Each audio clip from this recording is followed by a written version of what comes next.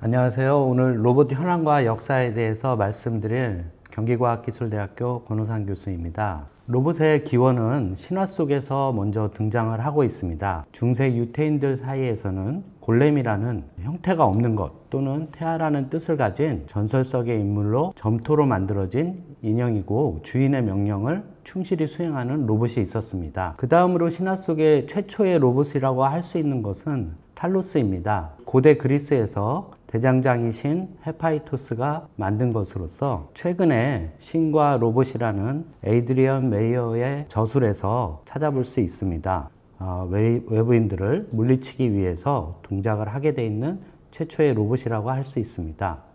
중세로 들어오면서부터는 오토마톤이라는 예술에서 움직이는 기계장치로 변화되는 시대가 있었습니다. 오토마톤은 자동으로 움직이는 기계 인형입니다. 글 쓰는 인형이 되겠습니다. 지금 보시는 거는 피아노 치는 음악가가 되겠습니다. 처음에 로봇이라는 단어 자체는 희곡에서 비롯됐습니다. 1920년 체코의 카렐 차페크라는 사람이 SF 희곡을 썼습니다. 로썸의 만능 로봇이라는 희곡을 썼고, 로썸의 만능 로봇에서 일과 노동을 의미하는 로보타로부터 로봇이 유래되었습니다. 다음으로는 1940년경에 로봇공학이라는 단어가 만들어졌습니다. 아이작 아시모프라는 사람에 의해서 로봇공학이라는 로보틱스라는 단어가 만들어졌고요. 아이작 아시모프가 로봇공학의 3원칙을 런어라운드에서 언급을 하였고요. 첫 번째 원칙은 제0원칙이라고 하고, 로봇은 인류에게 해를 가하거나 인류에게 해가 가도록 방관해서는 안 된다는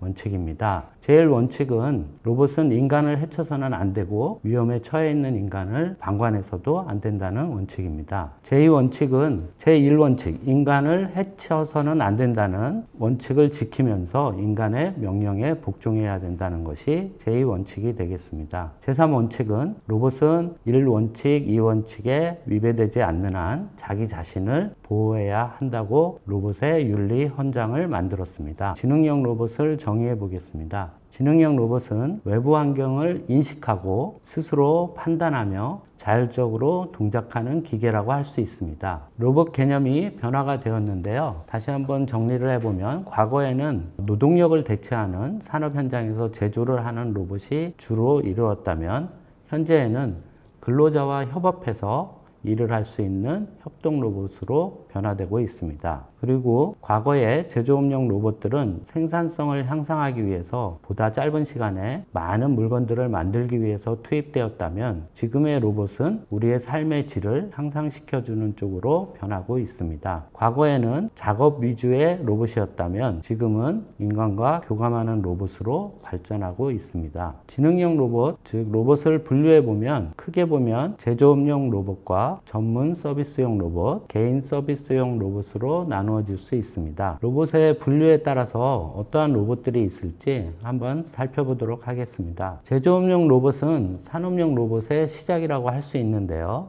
엥겔버거가 데볼이라는 사람을 만나게 됩니다. 이 데볼이라는 사람은 로봇에 대한 특허를 냈습니다. 그래서 두 사람이 만나서 로봇에 대해서 만들기 시작했습니다. 상당히 크기가 크고 움직임이 투박한 로봇입니다. 현대의 산업용 로봇을 잠시 살펴보겠습니다. 지금 현재 보시는 장면은 탁구를 치는 장면인데요. 지금 보시면은 아주 정확한 위치로 탁구 라켓을 맞추고 있는 것을 볼 수가 있습니다. 이러한 기존의 산업용 로봇에서 협동 로봇으로 발전하고 있는데요. 사람과 같이 가까이 있어도 사람을 다치게 하지 않도록 여러 가지 센서나 장치들이 되어 있어서 사람과 공동으로 작업을 할 수가 있습니다. 그 다음으로 알아볼 로봇이 청소 로봇입니다. 이 트릴로바이트는 굉장히 고가의 로봇이었습니다. 근데 이러한 청소 로봇이 어떻게 하다가 우리 생활에 가까이 오게 되었냐면, 미국의 아이로봇이라는 회사에서 룸바라는 모델을 10만 원대 수준으로 내놓게 됩니다. 이때부터 청소 로봇에 열풍이 불었습니다. 그 외에도 가정에서 청소하는 외에 전문 청소 로봇들이 있습니다. 지금 보시는 로봇은 유리창을 청소하는 로봇이 되겠습니다. 그 다음에 보이는 로봇은 수영장을 청소하는 로봇이 되겠습니다. 다음으로는 인간 친화형 로봇에 대해서 알아보겠습니다. 인간 친화형 로봇 중에 돌봄을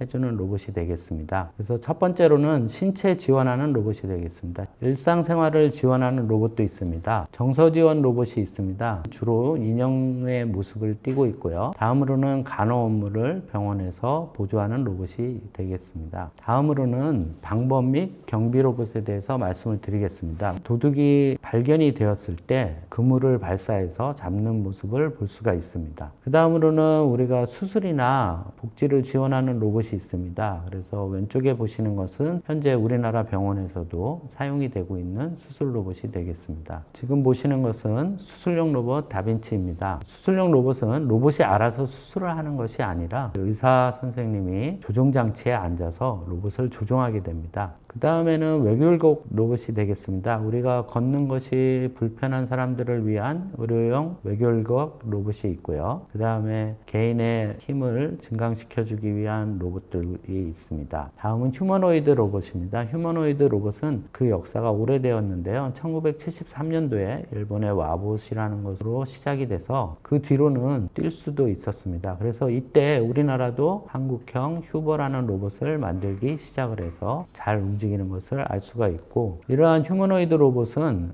여러 가지 용도로 사용을 할 수가 있는데요. 연주를 하거나 지금 보시는 것처럼 사람과 공동으로 작업을 할 수가 있습니다. 다음은 군사용 로봇이 되겠습니다. 군사용 로봇은 아이로봇사에서 만든 펫봇이 걸프전이나 이라크전 등에 투입이 돼서 많은 병사들을 보호해주고 정찰하는 역할을 했습니다. 그 외에도 여러 가지 이런 팔이 달린 로봇들은 폭발물을 제거하는 로봇으로 사용이 되고 있습니다. 이러한 스파이봇 같이 작은 로봇들은 병사가 투척을 해서 로봇을 멀리 보내가지고 감시 정찰하는 임무용으로 쓰이고 있습니다. 또 다른 군사용 로봇으로서는 무인 항공기가 있습니다. 가끔 영화에 등장하는데요. 프레데이터나 글로벌 호크 같은 것들이 있고요. 그 외에는 생체 모방 로봇이 있습니다. 우리 주변에 보이는 생물들을 모방해서 만든 로봇들이 되겠습니다. 나르는 박쥐라든가 껑충껑충 뛰는 캥거루라든가 나비라든가 이런 것들을 만들 수도 있고요. 그 다음에 예전에 만들었던 그 게코도마뱀을 흉내내서 게코도마뱀이 이러한 벽을 잘 올라갑니다. 밑에 발바닥에 빨판 같은 것이 있어서 잘 올라갈 수 있는데, 이러한 게코도마뱀을 흉내내서 로봇을 만든 경우도 있습니다.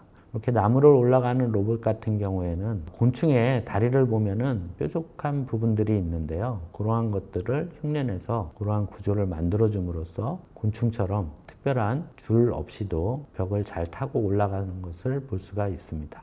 지금 보시는 것처럼 게코도마뱀은 스탠포드 대학에서 만들었습니다. 이렇게 올라가는 모습을 볼 수 있죠. 그래서 빨판의 역할을 게코도마뱀을 흉내내서 충분히 잘 올라가는 스티키봇이라는 로봇이 되겠습니다. 지금 오른쪽 하단에 보이시는 로봇은 치타라는 로봇입니다. 그래서 우리 치타가 가장 빠른 동물 중에 하나죠. 그래서 그러한 치타의 움직임을 흉내내서 만든 로봇이 되겠습니다.